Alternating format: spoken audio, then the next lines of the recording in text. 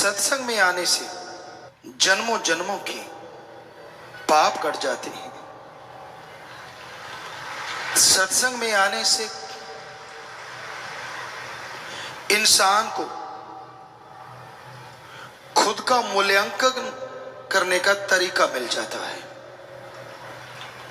मैं कैसा हूं, मैं क्या करता हूं, क्या गलत है, क्या सही है, क्या करना चाहिए और क्या नहीं करना चाहिए। और कोई कह दे तो इंसान बुरा मान जाता है कि मुझे बुरा कहा तो कहा क्यों, मुझे रोका तो रोका क्यों। लेकिन जब संत सत्संग सुनाते हैं, सच्ची बात बताते हैं, तब इंसान को पता चलता है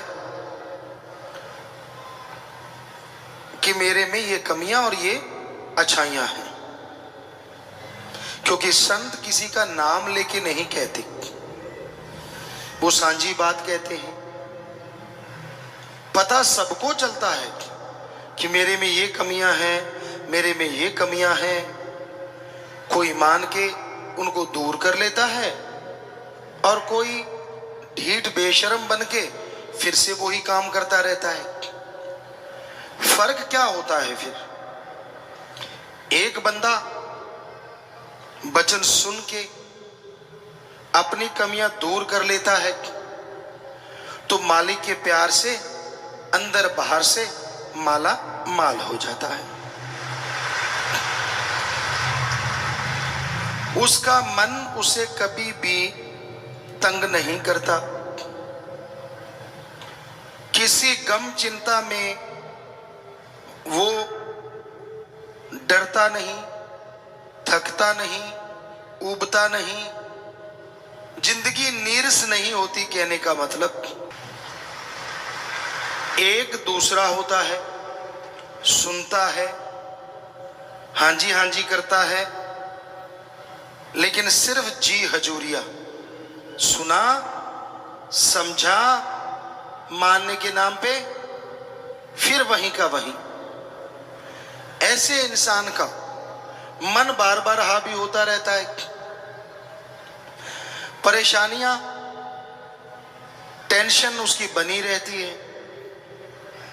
बेवजह, बिना वजह वो दुखी परेशान होता रहता है।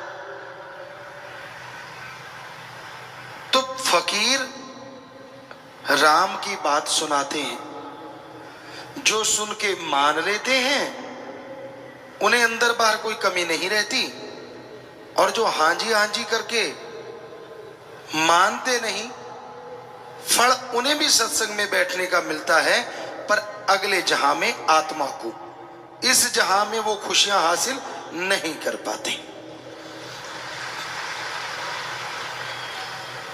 तो सत्संग में संत ऐसे कौन से वचन कहते हैं जो मानने चाहिए? आप रूटीन बनाओ। आप रोजाना क्या क्या करते हो, क्या क्या करना चाहिए। रोजाना अगर रोजाना आप ऐसा करते रहोगे और उस रूटीन में, दिनचर्या में राम का नाम शामिल जरूर कर लो। 5 मिनट, 7 मिनट, 10-15 मिनट, आधा घंटा, बाकी टाइम जितना ज्यादा देना वो आपकी इच्छा।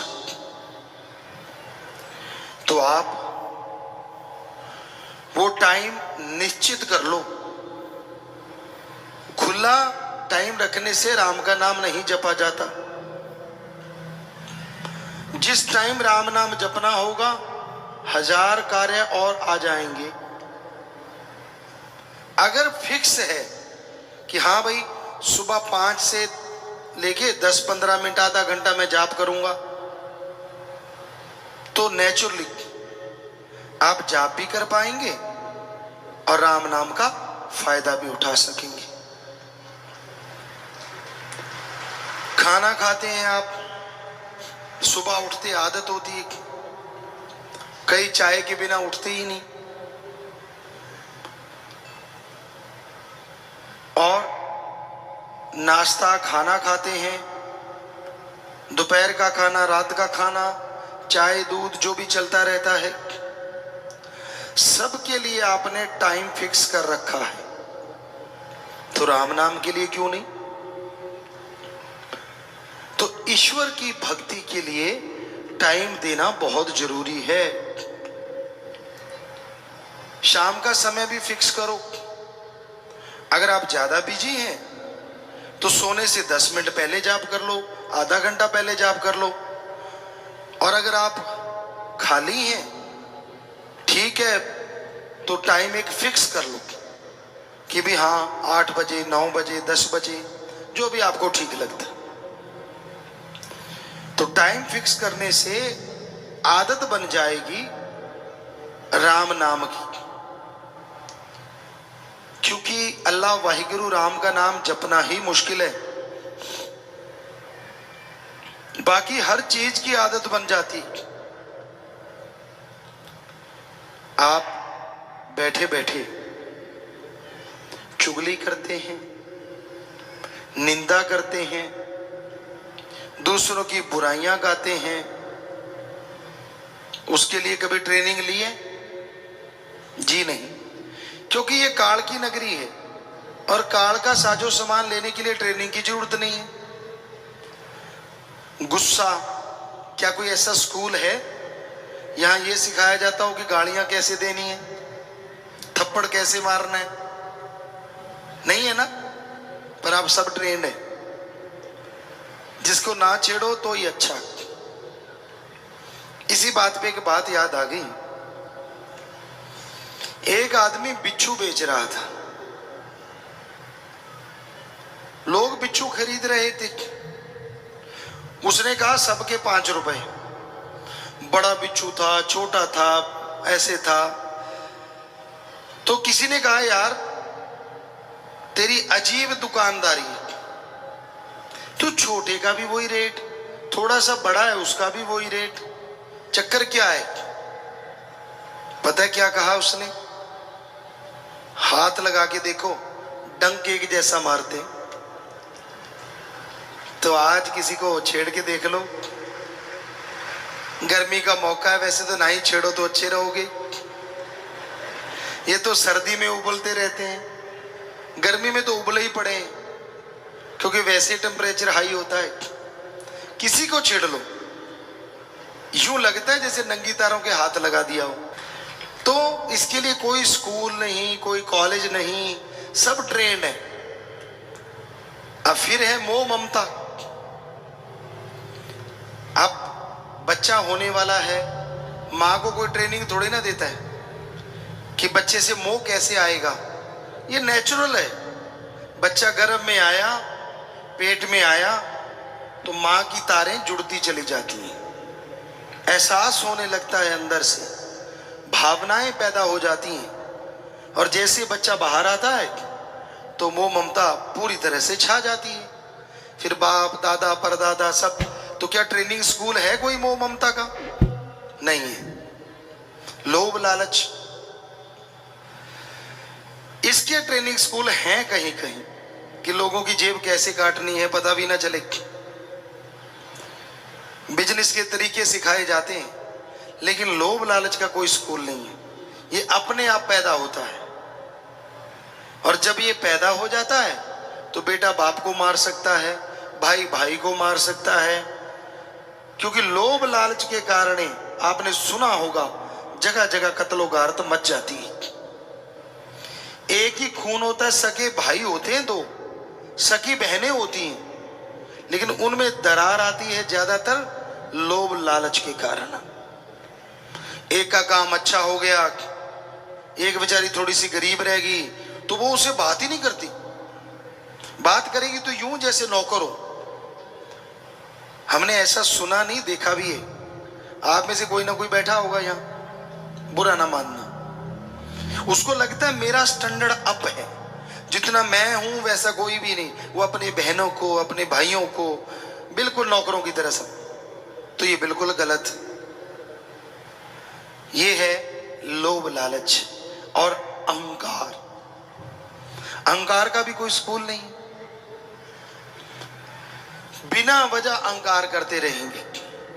कोई थोड़ा सा काम अच्छा कर लिया, यूं मैं ये कर दूं, मैं वो कर दूं, और कई बार थूक के चाटना पड़ता है। वो काम होते नहीं, बाकी सारे हंसते हैं, क्यों भाई कर लिया। ये बड़बोले ना बनो तो ठीक नहीं, ज्यादा बड़बोला बनते हो, ज्यादा अहंकार दिखाते हो तो दुखी होना पड़ता है। ईगो और अणख गैरत दो अलग चीजें। गैरत होती है बंदा एक बार पर्ण कर ले, जान जाए तो जाए, पर वो पर्ण ना कभी जाए। ये है हमारी संस्कृति। पीर फकीर के सामने अगर पर्ण कर ले तो फिर तो बदलने का कोई मतलब ही नहीं है कि हाँ मैं ये कर्म नहीं करूंगा, तो नहीं करेगा, बस भूल जाओ कि वो कर्म है भी। जो ऐसा करते हैं वही इस जहान में, अगले जहान में रूहानियत की बहुत ऊंची पदवी को हासिल करते हैं। यानी यहां तमाम खुशियां मिलती हैं, बेगम रहते हैं, खुश रहते हैं, और अगले जहान में भी माला माल रहते हैं। अहंकार को मार है। जो कोई अहंकार करता है उसे मार पड़ती है। कभी भी आप देख लो, पानी जो होता है वो टीलों के ऊपर नहीं बल्कि नीची जगह आके इकट्ठा होता है, पहाड़ों की चोटी पे नहीं रुकता, नीचे बनी झील पे भर जाता है। फल जितना ऊंचा होगा पेड़ को क्षति उतनी ज्यादा होती है, क्योंकि उसको तोड़ने के लिए लोग कभी पत्थर मारते हैं, कभी कुछ मारते हैं, या आजकल नई टेक्निक आ गई, लेकिन पुरातन समय में पेड़ की टहनियां ज्यादा टूटती थी फल जितना ऊंचा होता था, और झुका हुआ फल लोग आराम से आसानी से तोड़ते थे, पेड़ की टहनी भी नहीं टूटती थी। तो अहंकार को मार है। अहंकार ना किया करो। कमियां खुद में होती हैं, निकालते आप अल्लाह वाहिगुरु राम में है। सो कमी कभी भगवान में हो ही नहीं सकती। आदमी गलतियों का पुतला है, इसमें कोई दो राय नहीं, लेकिन आदमी की ईगो अहंकार ऐसा होता है वो अपनी कमी नहीं मानता, संतों में भगवान में कमियां निकालता रहता है और पापों का भागीदार बनता चला जाता है। इसलिए अपने गिरेबान में देखिए, चारपाई के नीचे कहते ना निगाह मारनी चाहिए, दिए तले अंधेरा। दूसरों को ज्ञान देने से बेहतर है पहले खुद उस ज्ञान में डूब के अपने आप को पवित्र बना लो, फिर दूसरों को ज्ञान दो। आजकल ये बातें आम होती हैं, बात पे बात ख्याल में आ गई। जहाज में बैठते हो आप, कभी ध्यान दिया आपने, वहां एक अनाउंसमेंट होती है कि ऑक्सीजन की कमी आ गई तो मास्क बाहर आ जाएंगे, किसी और के मास्क चढ़ाने से पहले खुद का चढ़ा लो। तो वही बात है, किसी और को ज्ञान देने से पहले पहले खुद अमल कर लो, फिर दूसरों को ज्ञान देना। अगर खुद अमल नहीं करते, अगर खुद आप ज्ञानवान नहीं बनते, तो दूसरों का ज्ञान देने का कोई फायदा नहीं होता, क्योंकि जब वो आप में वो कमियां देखेगा तो वो भी बदल जाएगा। इसलिए संत ज्ञान बताते हैं, क्योंकि गुरु की कृपा से, सतगुरु की दया में रहमत से, सतगुरु उनके अवगुणों को, उनकी बुराइयों को 100% साफ कर देता है, और फिर वो ज्ञान देते हैं, भक्ति करते हैं, तो जो भी कोई उनकी बात मानता है उसके अंदर बाहर माला माल होता चला जाता है। पर गुरु एक ही होता है, गुरु की डार नहीं होती।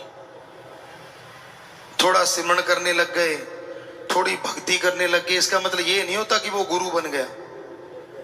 गुरु की निगाह में तो सिर्फ गुरु को देखो, उसका बराबर किसी को दर्जा मत दो। अगर ऐसा आप करते हो तो भक्ति कटती है, क्योंकि गुरु पैसा नहीं लेता, गुरु चढ़ावा नहीं लेता, गुरु धर्म जात मजहब के नाम पे लड़ाता नहीं, गुरु कभी किसी को गलत रास्ते पे चलाता नहीं। तो इसलिए गुरु को मानते हो अच्छी बात है, पर गुरु की भी माना करो, ये सबसे अच्छी बात है। सिर झुका देना, सजदा कर देना, ये रीत है, ये इज्जत करने का एक तरीका है।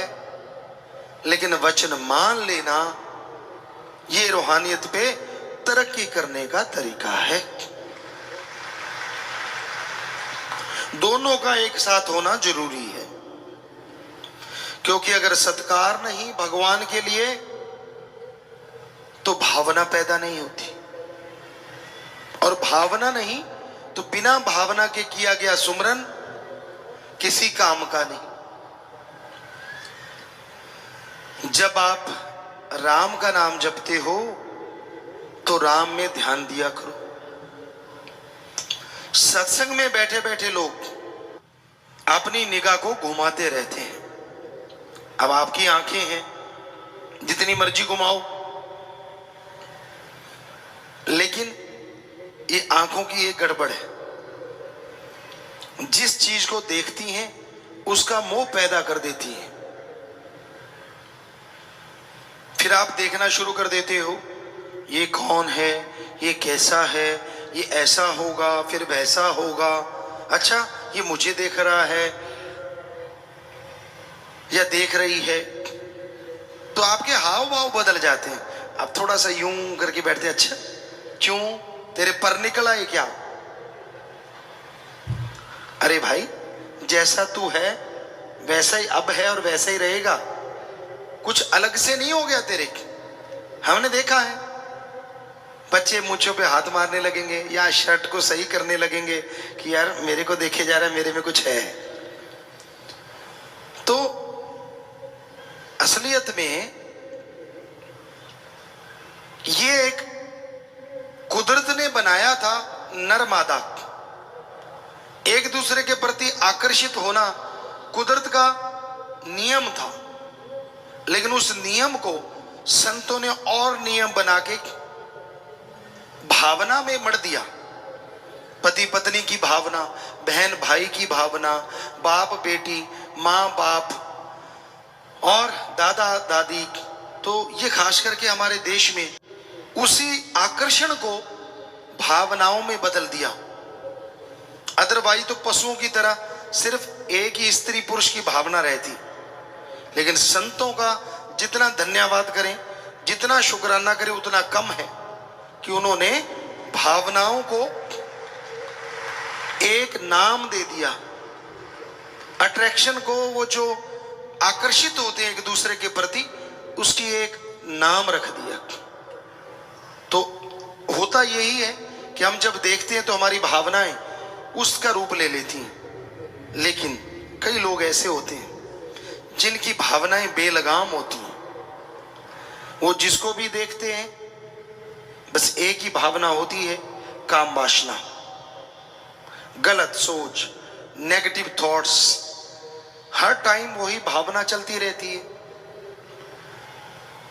इससे तंग आने की जरूरत नहीं है, इससे परेशान होने की जरूरत नहीं है। बस सुमरण करके रोज प्रार्थना करो कि भगवान मेरे में आज जो भी नेगेटिविटी आई, गलत भावना आई, वो कभी आप किसी को कहते हो कि इसका ये हो जाए, उसका वो हो जाए, तो उसके बारे में बोलो कि मेरे ऐसे सोचने से कभी किसी का बुरा ना हो, मेरा गलत सोचने से वो गलत काम ना हो।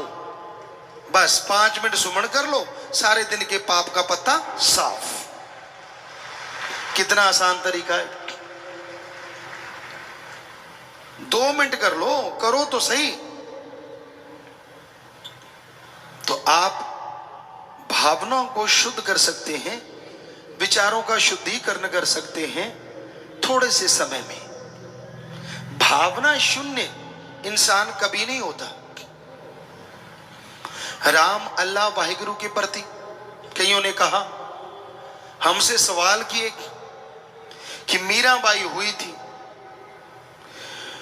और मीरा जी ने भगवान को पति बना लिया, ये भावना सही है? आप एक मीरा की बात करते हैं।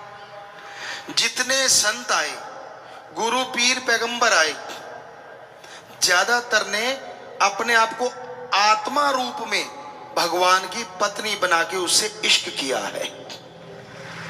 आप पढ़ के देख सकते हैं कि भगवान अल्लाह, वाहिगुरु, गॉड, खुदा, राम, तो किसी ने लिखा है महिला, किसी ने कुछ, किसी ने कुछ। तो वो भावना गलत नहीं है, क्योंकि वो ईश्वर मां है, बाप है, सगा है, संबंधी है, यार है, दोस्त है, मित्र है। और कोई कोई होता है जो उसे अपना पति भी बनाता है, जैसे मीरा जी।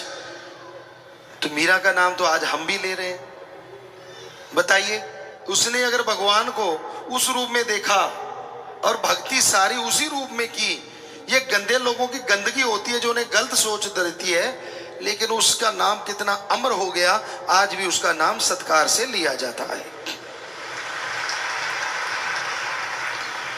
तो शुद्ध भावना जो होती है वो एक अलग ही तरह की होती है। नहीं तो लोग भावनाओं के चक्रव्यूह में उलझे रहते हैं, पता ही नहीं चलता कब कौन सी भावना इंसान को बहा के ले जाती है, इंसान को गुमराह कर देती है। तो भावनाएं शुद्ध रहें, इसके लिए सुमरन जरूरी है। जन्मों जन्मों की भावनाएं होती हैं।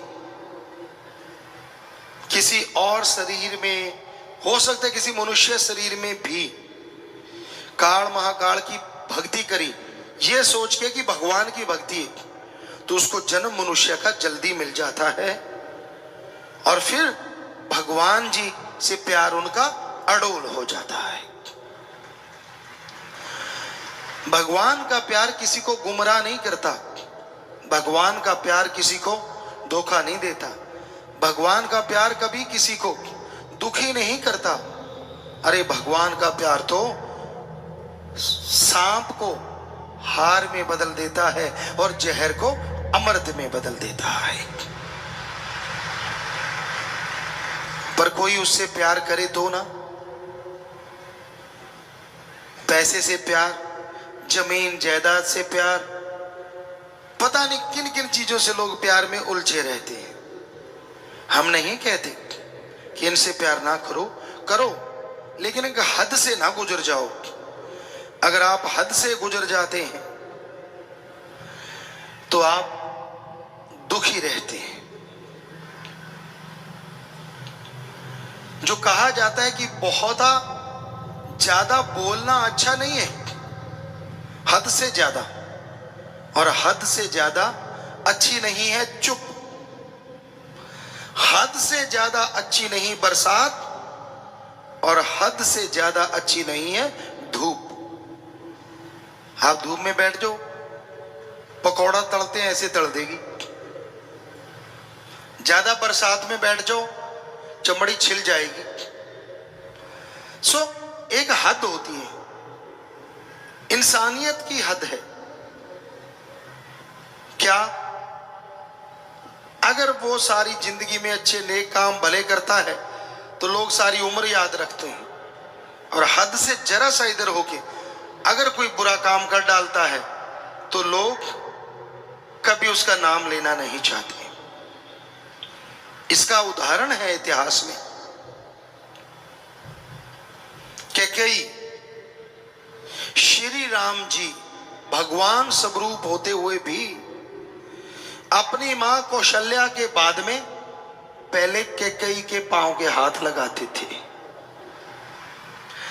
और इंसानियत की रेखा से जरा सा इधर हुई, मोह ममता में पड़ गई, राम जी को उसी को वनवास दिला दिया। आज हमें नहीं लगता यहां जितनी लड़कियां बैठी हैं किसी का नाम कैकेयी होगा या मंथरा होगा, नहीं है। क्यों? क्योंकि कोई नाम लेना पसंद नहीं करते जब लोग इंसानियत से गिर जाते हैं। और कौशल्या पता नहीं कितनों के नाम होंगे। सो कहने का मतलब सच्चाई यही है, वास्तविकता यही है कि इंसानियत पे रहो। इंसानियत से हट गए तो आप दुखी होते रहोगे, परेशान होते रहोगे। दिल में भावना रखो दूसरों को खुश करने की, लेकिन उस खुश करने के लिए अगर मर्यादा भंग होती है, अगर इंसानियत से हैवानियत या शैतानियत में आप जा रहे हैं तो कभी भी किसी को खुश करने की जरूरत नहीं है। अच्छे कर्मों से खुश करो, मर्यादा में रह के खुश करो, ये है इंसानियत। ईश्वर ने अगर आपको ओहदा बख्श दिया, आप बड़े ऑफिसर हैं, कोई राज पहुंच, भगवान के भगत हैं, तो आपका फर्ज है रोते हुए के आंसू पहुंचना और उसके दुख दर्द को दूर करना। तो भगवान से आपका प्यार और बढ़ता जाएगा और खुशियों से मालामाल होते जाएंगे। सेवा और सुमरन एक ऐसे जज्बात है इंसान के अंदर, जैसे जैसे ये बढ़ते हैं त्यों त्यों परमपिता परमात्मा उनकी तरफ बढ़ता है। तो अपने जज्बात सेवा और सुमरन में लगाएं। सेवा का मतलब होता है दीन दुखियों की मदद करना और सुमरन भक्ति इबादत करना।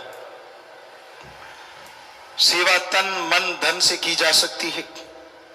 तन से किसी एक्सीडेंट में तड़पते हुए को हॉस्पिटल पहुंचा दीजिए, अंधे को रास्ता दिखा दीजिए, किसी फंसे लाचार को छुड़वा दीजिए। धन से किसी का इलाज करवा दीजिए, किसी गरीब की बेटी की शादी नहीं होती, शादी करवा दीजिए। कोई बुराइयों में फंसा हुआ है, उसे राम नाम से जोड़ दीजिए। मन से सत्संग सुनिए और सुनवाइए, नाम चर्चा में बैठिए और दूसरों को वह बैठने के लिए प्रेरित कीजिए। और भक्ति इबादत खुद भी करो, दूसरों को भी जोड़ो। मन जो पुट्ठी बात कहता है, गलत बात कहता है, हमेशा उससे लड़ते रहो। आत्मिक बातों को ऊपर रखो और मनमती बातों को दबा दो। यकीनन ये मन की सेवा है, पर इन सब को करने की प्रेरणा इंसान को मिलती है अगर वो सत्संग सुने। कोई पीर फकीर मिले, ना वो ठगी मारता हो, ना वो पैसा लेता हो, ना वो चढ़ावा लेता हो, राम नाम से सबको जोड़ता हो, भक्ति इबादत की बातें करता हो, जो उनकी बातें सुन के अमल किया करते हैं, उनके घरों में बेशुमार खुशियां आ जाया करती हैं। तो मालिक की दया में रहमत, उसकी तमाम खुशियों को हासिल करने के लिए अति जरूरी है कि आप मालिक के नाम का सुमरन करें, भक्ति इबादत करें, ताकि गम दुख दर्द चिंताएं मिटती चली जाएं। इस कलयुग में नहीं, हर युग में इंसान की इच्छा रही है शरीर को सुख मिले, परिवार को सुख मिले, आत्मिक सुख मिले। पर आज आज कलयुग में एक इच्छा और भी प्रबल है, वो है धन दौलत, जमीन जायदाद। हम नहीं कहते कि धन दौलत नहीं कमाना चाहिए, कमाओ, पर किसी का हक मार के खाओगे तो आपके लिए वो जहर होगा। ठगी बेईमानी से कमाओगे, भ्रष्टाचार से कमाओगे तो आपके और परिवार के लिए जहर होगा। इसलिए कभी भी किसी का हक मार के ना खाओ। हक जो भी पराया खाते हैं वो हमेशा दुखी रहते हैं। पर आज के दौर में लोगों के पास लेना बैंक है, देना बैंक कम है। उनको दो तो वो आपके गीत गाएंगे, अजी आपके श्लोक बनाएंगे, आपके शेर बनाएंगे, आपकी उपमा करेंगे, बिना वजह आपको मान बढ़ाई देंगे, वाह वाह वाह वाह वाह वाह वाह, क्योंकि उनको पता है उनकी वाह वाह से नोट ज्यादा आएंगे। हम नहीं कहते किसी को वाह वाह नहीं कहना चाहिए, कहो, पर जायज, नाजायज नहीं। अगर वास्तव में कोई वाह वाह का हकदार है तो जरूर कहो, पर अगर आपको लगता है कि उसका काम तो इस काबिल है ही नहीं और आप बहुत ज्यादा वाह वाह करते हैं, तो साफ पता चलता है कि आप खुद गर्ज जरूर होंगे, या फिर आपको कोई गर्ज है, या आपने कुछ लेना होगा। सच्चा मित्र कौन होता है? सच्चा मित्र वो नहीं होता जो आपकी कमियों को देख के वाह वाह करे। सच्चा मित्र वो होता है जो आपके मुंह पे आपकी कमियां बता दे।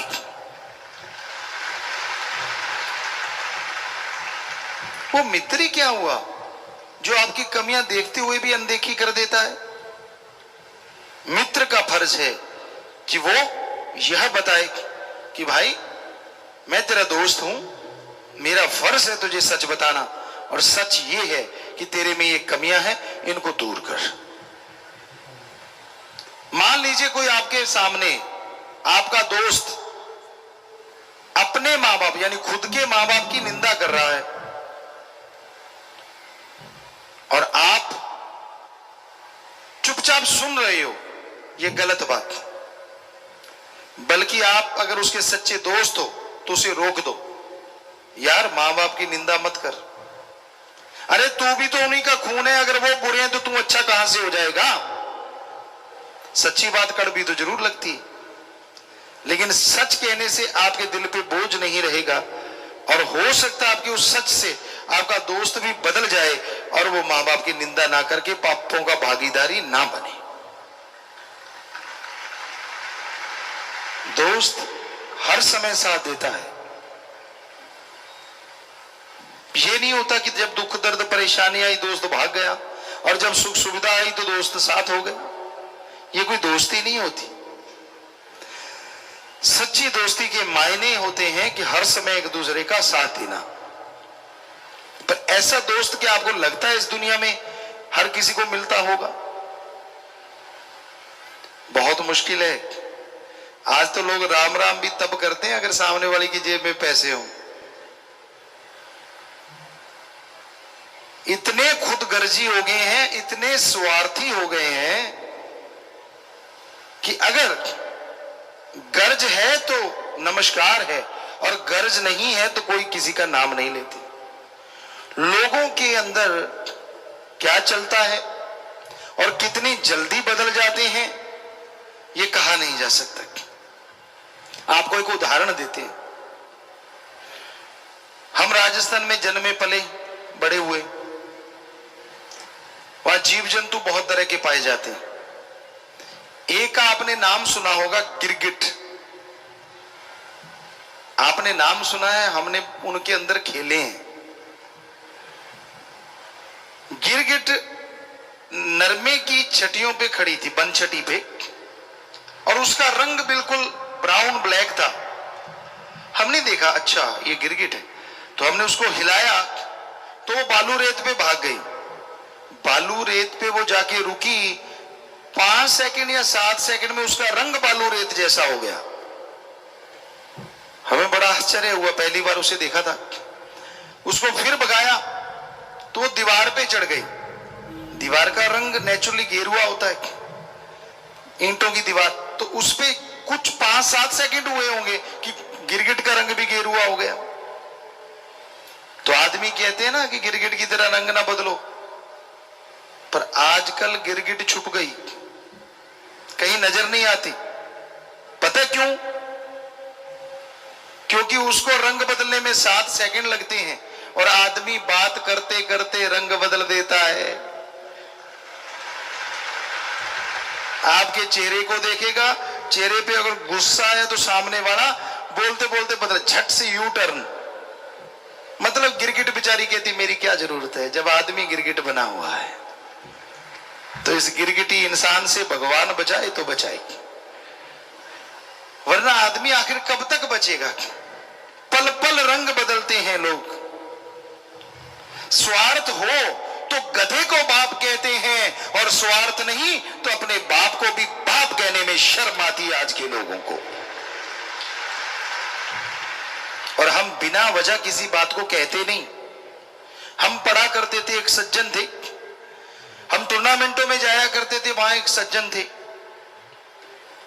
हम जानते थे कि उनके पिता बिल्कुल गरीब हैं, धोती पहनते हैं, ठीक है, घर कपड़े पहनते नॉर्मल से, लेकिन वो फूंफा, मैं ये हूं, मैं वो हूं, मैं फला हूं। एक दिन सभी दोस्त लोग खड़े थे, हम भी टूर्नामेंट पे गए हुए थे, तो उनके पिताजी आए। उसके दोस्तों ने पूछा यार ये कौन है? कहां वो हाई फाई, कहां उसका बाप धोती कुर्ते वाला। पता उसने क्या कहा? ध्यान से सुनिए यार, ये तो हमारा नौकर है, मुझे पैसे देने आया है। हमें बड़ा दुख हुआ। उसके पिताजी चले गए। हमने कहा तुझे शर्म नहीं आती? तेरा बाप था यार और तूने नौकर बना दिया। कहता यार कहां मेरा स्टैंडर्ड, कहां मेरे बाप का। हमने कहा तेरा स्टैंडर्ड भी तभी बना है अगर तू तेरे बाप से पैदा हुआ है, वरना तेरा स्टैंडर्ड भी ना होता अगर तेरा बाप ना होता। तो लानत ऐसे नौजवानों पे जो अपने माँ बाप को इस्तेमाल करते हैं सिर्फ खुद गर्ज।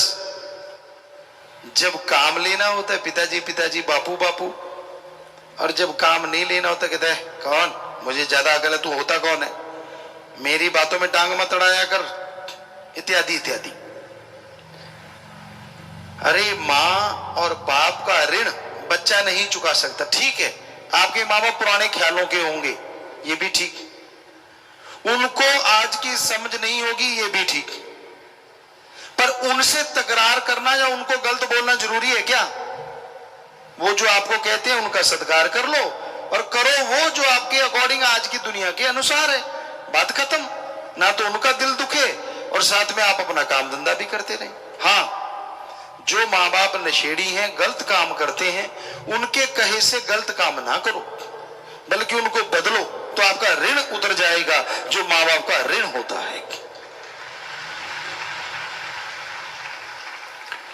तो आज के दौर में खुदगर्जी का नशा है, धन दौलत जमीन जायदाद का नशा है। आज के दौर में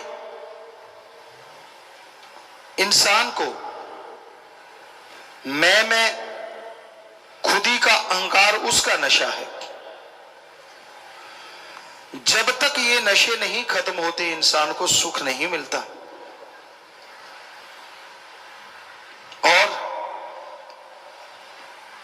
दुनियावी नशे तो कहने ही क्या, बूट पॉलिश से लोग नशा करते हैं, एसआर जो लकड़ी वगैरह पे लगाते उससे नशा करते हैं, मरी हुई छिपकलियों को सुखा के उससे नशा करते हैं।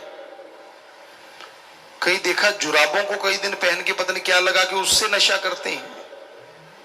मुंबई साइड में गए, वहां एक और ही गंदा नशा आया था, नाम पता नहीं, म्याऊं म्याऊं भी कर रहे थे शायद, ऐसा भी कोई नाम था उसका, वो भी बड़ा खतरनाक नशा है। कह रहे थे गुरुजी ये म्याऊं है। हमने कहा अच्छा, बिल्ली तो बोलती है, नशा भी म्याऊं है। सो कहने का मतलब इतने नशे हैं पूछिए मत। और जो इज्जत बेइज्जत होती है वो तो कहने सुनने से परे। नशेड़ियों का हाल बुरा होता है। जब ये नशा कर लेते हैं इनको पता ही नहीं चलता कि हो क्या गया। एक अफीमची था, राजस्थान साइड में जब बारात आती है ना तो चारपाइयां गांव में इकट्ठी कर लेते, कुर्सियों की इतनी जरूरत नहीं समझते। चारपाई इकट्ठी करी, पंजाब में भी ऐसा होता है, हरियाणा में भी होता है कि सब कुर्सियां इकट्ठी कर रहे थे, घर घर से चारपाई लाते हैं और बारात आती है उस पर बिठा देते हैं। लेटना लेट जा भाई, बैठना बैठ जा। तो एक अमली को भेज दिया चारपाई लेने। अब चारपाई लेने भेजा तो घर वाले ऊपर सोए हुए थे। कहने लगे सुना भी अमली कैसे आया? कहने लगा यार फलां जगह बारात आनी है, चारपाई लेके जाना है। कहता ठीक है, हमारी तो ऊपर पड़ी है, मैं पकड़ाता हूं तो नीचे से पकड़ लेना। कहता ठीक है। अफीम खाई हुई थी, अमली ने हाथ यूं ऊपर किए तो ऊपर दो खूंटे लगे हुए थे, वो दोनों खूंटों को पकड़ लिया। उसको लगा चारपाई आ गई। अब खूंटे पकड़ के उसकी पीढ़ लग गई, वहीं पे स्टैचू हो गया। ऐसे खूंटे पकड़ रखे, आंखें यूं, और ऊपर वाले ने कहा मैं छोड़ूं? कहता छोड़। ऊपर वाले ने तो चारपाई छोड़नी थी, वो आगे उसके सिर पे लगी ताट। अमली नीचे से कहता है यार एक तो मैंने अभी नीचे रखी नहीं थी, तूने दूसरी छोड़ दी।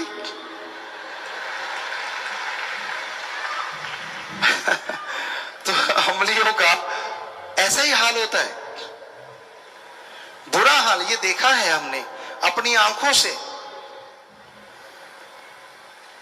क्योंकि उनके लिए नशा ही सब कुछ होता है।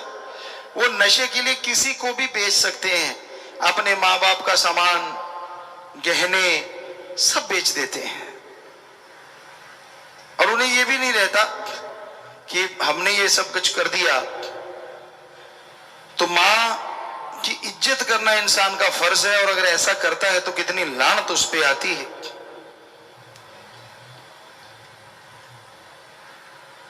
तो ये नशे इंसान को बर्बादी की तरफ ले जा रहे हैं। कुछ पाखंडवाद ने इंसान को बर्बाद कर रखा है। कोई कह दे कि पेड़ पे मन्नत पूरी होती है, लोगों की लाइनें लग जाती हैं वहां, पेड़ की पूजा करने लगते हैं। हालांकि पेड़ को पूजनीय तो है ही, जो हमें ऑक्सीजन देता है और हमारी कार्बन डाइऑक्साइड ले लेता है वापिस। बहुत ही अच्छी बात है कि वो हमारे लिए फायदा, ऑक्सीजन छोड़ते रहते हैं। लेकिन लोग उनको ये मानते कि वो दबाते हैं पेड़ को, रस्सियां बांधते हैं, धागे बांधते हैं। हमने ऐसे करते, बाबा सुख रखी। बाबा क्या सुख रखेगा जो खुद एक जगह से दूसरी जगह नहीं जा सकता? तो ऐसा ही एक बात ख्याल में आई, आपको कई बार सुनाई है कि एक बाबा की जगह थी, दरगाह थी, जिसका नाम था पीर मनोई। और बड़ी चर्चा थी कि जिसकी शादी नहीं होती वो पीर मनोई की दरगाह पे जाए और शादी हो जाती है। एक आदमी 35 साल का था, शादी नहीं हो गया था। यार ये तो बहुत बढ़िया बात है। वो गया पीर मनोई के पास, ₹1.25 देते थे उस टाइम में। उसने ₹1.25 रखा ही था कि पीछे से उसके कंधे पे किसी ने हाथ रखा। ए रुक। कहता हाँ क्या है? कहता यार तेरी मां मर गई। उस आदमी को गुस्सा आया, वो पीर मनोई को कहने लगा वाह वाह पीर मनोई, लोगों के लिए सच्चा सुच्चा, मेरे लिए द्रोही। ₹1.25 मेरा वापिस दे दे, मेरी तौबा हुई। अरे मुझे तो क्या देनी थी, मेरी बापू की भी खोई। आया था खुद शादी करवाने, कहता बाप को रंडवा कर दिया। तो कई बार ऐसा भी हो जाता है। और तो मिलना क्या था, जो पहले होता वो भी चला जाता है। आप जाके चढ़ाते हो, हाँ भगवान पूरा करना, या किसी फकीर को दे देते हो और वो कहता हाँ हाँ मैं दुगने चौगने कर दूंगा। दुगने चौगने तो क्या होने थे, वो जो होते वो भी लेके चलता बनता है। अगर वो कहते मैं दुगने कर दूंगा तो ₹100 उसे दो और उसके सामने झोली फैला के खड़े हो जाओ, वो कहेगा क्या है अजी, हमने 100 दे दिया, निकालो 200 वापिस। आपने कहा दुगने हो जाएंगे, तो वो कहेगा यहां नहीं होते, घर जाके होंगे। तो जो सामने नहीं दे सकता, घर जाके देगा, इसकी क्या गारंटी? ये सब ठगी है भाइयों बहनों, सब बकवास है। भगवान कभी किसी से लेता नहीं, अल्लाह वाहिगुरु राम, वो देता ही देता है, और इतना देता है कि झोलियां छोटी पड़ जाती हैं, उसका रहमो करम दया मेहर मूसलाधार बरसती रहती है। पर उस पे दर्ज यकीन तो हो, दर्ज यकीन तो करना पड़ेगा। अगर आप उस पे यकीन नहीं करते तो वो कैसे देगा? इसलिए दर्ज यकीन बनाओ सेवा और सुमरन से, भक्ति इबादत से। जो जो सेवा करोगे, जो जो सुमरन करोगे, दर्ज यकीन बढ़ता जाएगा और मालिक की कृपा दृष्टि के काबिला बनते जाएंगे। तो नाम जिसे मिल जाता है वो भाग्यशाली जीव होता है।